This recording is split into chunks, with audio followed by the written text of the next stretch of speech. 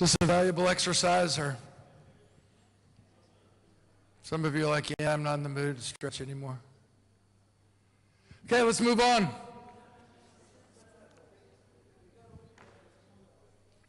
He asks us good questions. What is better, a smaller wheel or a larger wheel? What do you think? Balanced wheel, obviously, right here. Two wise men.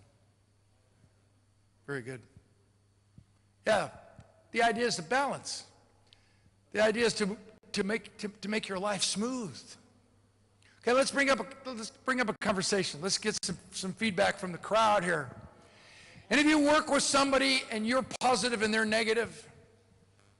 Anybody, don't raise your hands on this one. Anybody live with somebody who's negative and you're positive? And so you'll leave, please don't like shout out, man, you're awesome. And so now the dilemma is on the table. It's out in the open. What do you do? Patience, no, perseverance with a purpose. Just a minute. Oh my gosh, wise woman. We have the three wise women right here, the two wise men and one wise woman. Okay, please repeat that. He can take his suitcase and leave. Well spoken. Just a minute, here we go. I did it actually. I was living with my parents and it was very difficult to manage my life with them, as I was thinking something and they was thinking something else. So I took my stuff and I left for my own house. That's good. Yeah. Very good. Yeah, please. Yeah. You can't live like that. Yes. Compromise. Okay, we're going to talk. Yes, ma'am. Here we go. Let me come over here. Well, for me, I try to bring them on the positive side. Gradually, but slowly, but I try to bring them on the positive side. I never become negative with them. Very good. Very good answer. I hope you heard that. So I'm 6'5", and I weigh about 235 pounds on a good day. And I get on this little miniature staging area, this little ramp. And if your body type is smaller than mine, and perhaps not quite as physically strong, it's still easier for you to reach up and pull me off this platform than it is for me to reach down and pull you up on the platform. It's so much easier for us to take the path of least resistance and be the negative than to be positive and withstand the negativity around us. And we're going to get to that as we conclude our conversation today. But I want to get to law number 6. We still have about 10 minutes. I got till 3 o'clock before we take our break. So I really want to talk about team building because I spend so much of my time working with professional teams and corporate teams, and I'm fascinated by the process, especially when I can ask you provocative questions and have you answer honestly. Question number 1. How many of you agree that it's all about team? Please be honest with yourself. How many of you agree that it's all about team? Let me see a show of hands. It's all about team. Wrong answer. It's not all about team. Teams lose. Are there companies going bankrupt right now as we sit in this ballroom? Absolutely. And they have a team. Whoever said it's not whether you win or lose the count's probably lost. I don't mean to keep bringing up American football, but oh my gosh, the Tampa Bay Buccaneers were the worst team in professional sports, not just football, badminton, bowling, cricket. A good golf team could have defeated their entire organization. They lost 26 games in a row one year, and they have a team. The 6, 7 of us could have lost 26 games in a row, and we wouldn't even have had to practice. It's not all about team. Teams lose. Yet you're going to hear speaker after speaker, consultant after consultant show up and say, there's no I in team. And we know what they're getting at. There's no I in team. But you know what? There's no I in loser either. So who came up with this brilliant idea? There's no I in last place. But there's 2 I's in winning. The first I represents independent individual preparation. In your law number 6, you'll find that I've dissected it into what I call the 10 commitments. And the first 6 commitments help us define what it means to be the first I in winning, which is independent individual preparation. I've been in Super Bowl locker rooms right before the kickoff, and the silent prayer of every athlete is, please don't let me be the weak link. Please don't let me let my teammates down. Please don't let them run through my 3 feet of real estate that I'm supposed to protect and guard as a football player to score the winning touchdown and defeat my team. Please don't let me be the weak link. The second I in winning represents interdependent collaboration, which is a commitment to the last 4 of the 10 commitments. So yes, you were right. Every one of you who raised your hands, you're absolutely right. It is about team. We know that. They don't give Super Bowl rings out one at a time. They don't give World Cup soccer trophies out one at a time. But the teams that win have the greatest number of individual I players on them. And if you follow baseball, American baseball, Yankees, they lose. I know, it's good. I'm just pointing out they have a team and they lose. In fact, you know what's so interesting? They spend more money than any other franchise in sports history, more than Manchester United, more than anyone, because they're after the best players instead of the right players. And you'll understand that mixture matters. Second I in winning represents interdependent collaboration, which is a commitment to the last 4 of these 10 C's, the 10 commitments. So yes, you were right. It is about team, but the teams that win have the greatest number of individual I players on them. Let's talk about the 10 C's. We become I players through obedience to the 10 commitments. The first I represents 6 commitments, the first 6 C's. Clarity, let's talk. Who are you really? Not who are we pretending to be. Who are we really? I had an interesting experience. I was doing a big seminar in Southern California. And I got this wild hair because these were all CEOs of banks. Community banks, $15 billion in assets, 15 billion or less in assets. So every single one of these individuals was the CEO of their community bank, which means that most of those banks were family owned. They'd been in their family for generations. And they had to figure out a succession plan. Do they turn it over to their son or to their son-in-law? And so many of them are saying, there's no way. We got to figure out another thing to do. And because we came together in the same mentality, because every single one of these bankers signed up for our affiliation program 5 days long. I'm going to be coming back to do one of those here. They signed up because they knew that they would be interacting with colleagues who had the same challenges that they did, the same number of employees, the same amount of capital, the same amount of revenue, the same amount of cash flow.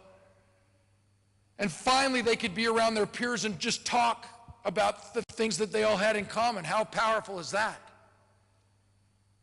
And I got this wild hair because I had it for 3 hours every single day. And we were at a golf course called Pebble Beach. And I said, okay, why don't all you guys just kind of take off your shoes and let's just relax. 30 CEOs, Rolex watches, starched shirts with their little monograms on the little sleeve. And they looked so sweet and so pretty. Until I had them take off their shoes, and this one good old boy sitting over there, and his big old toe was sticking out of his sock. And this guy had his middle toe sticking out of his sock. And out of these CEOs, we had 5 guys who needed to spend more money on stockings. And they were mortified. Let's just talk. We all have the ability to hide. Do we not? Yeah. So the first C is absolute authenticity, clarity. Who are we really? The second C, character. I love talking about character. What's the definition of character? Anybody right off the top of your head? Anybody right here? Character. What's character? I'm sorry? I'm sorry? Honesty? Yes? I don't want to domain the discussion. You're good, man. Character. It's what we do when no one's around that matters. But may I suggest it's also what we do when people are watching, not just when they're not watching. Do you agree? Okay, story. I'm on Delta Airlines flying from San Diego, California to Tampa, Florida. It's a 5.5-hour flight nonstop. I always fly first class on Delta Airlines. I'm always in a window seat. No one sits next, no one bothers me. I don't bother them. It's where I've written a lot of my books, where I've written most of my songs on the road. It's a 5.5-hour flight. We're now airborne for an hour and a half, and I'm on my 16th Diet Coke. And I need to use the lavatory. So I excuse me, I get out. I go into the restroom aboard the plane. Now, we've all been there, right? With the high cost of plane tickets, don't you think they ought to splurge for a little bigger room? Is this too much to ask? I'm a big guy. And what happens when you get to the door? You have to push it in because of the accordion opening.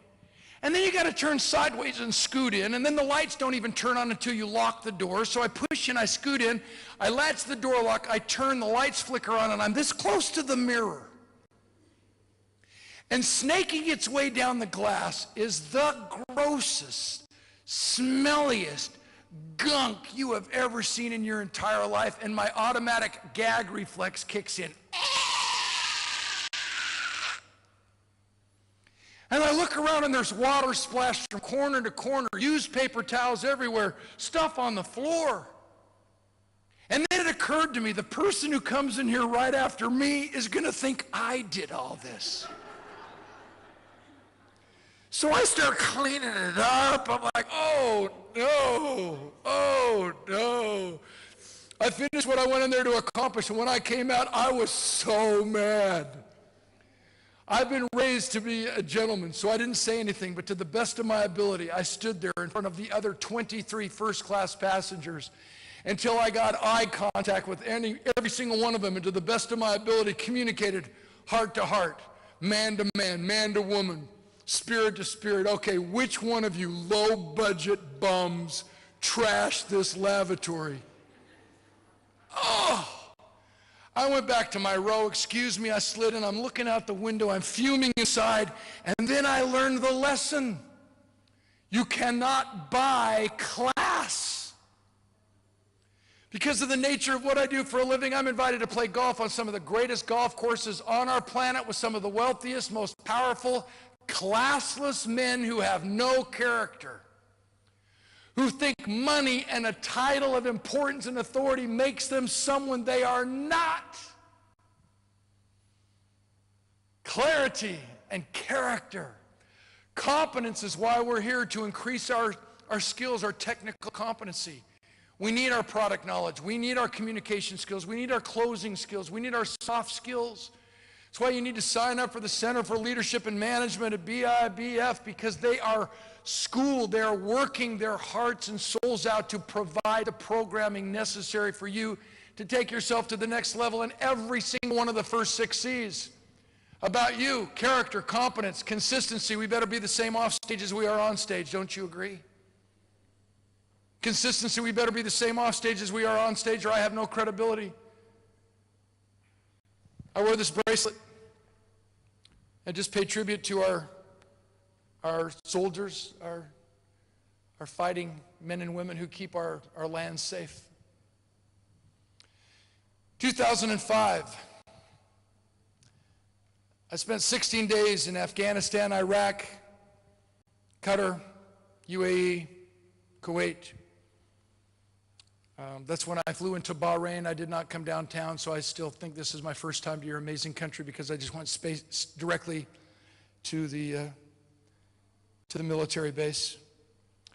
But I was in this area for 16 days. I spoke 23 times on 12 bases and out on the USS Harry S. Truman aircraft carrier, left out of Dubai, to over 30,000 of our coalition troops. And we speak highly of the Bahrainians, and I hope that you would speak highly of us as we battle the bad guys in the world. And when I was up in Bagram, Afghanistan, I met this soldier, American soldier, a member of the 82nd Airborne. And it was an Army Ranger, and he gave me this bracelet that he made out of his parachute cord. It has a jump medal on it, it has a little miniature American flag, and it has a combat medal because we came in contact several times while I was over there. And I've never taken that bracelet off since February of 2005. It's cool because it's made out of a parachute cord, which means it dries quickly. I shower, dries. I go into the ocean. I still like to surf in my old age, and it dries completely and quickly. And I wear that to remind me that it's not enough for us to just practice what we preach. We must preach only what we practice. Consistency of character, of clarity, of competitiveness, not competing against others, but competing against ourselves. And the cause, why do we do what we do? Once we answer why, figuring out the how to is pretty simple. And if you really want to give your life significance, figure out some extra time to give to the Make-A-Wish Foundation, to the Operation Smile, to wonderful charities right here in Bahrain. And so I wear this bracelet to remind me that as a speaker, as an entertainer, I better take my level of commitment, my level of being more than I am required to be, to the highest level possible.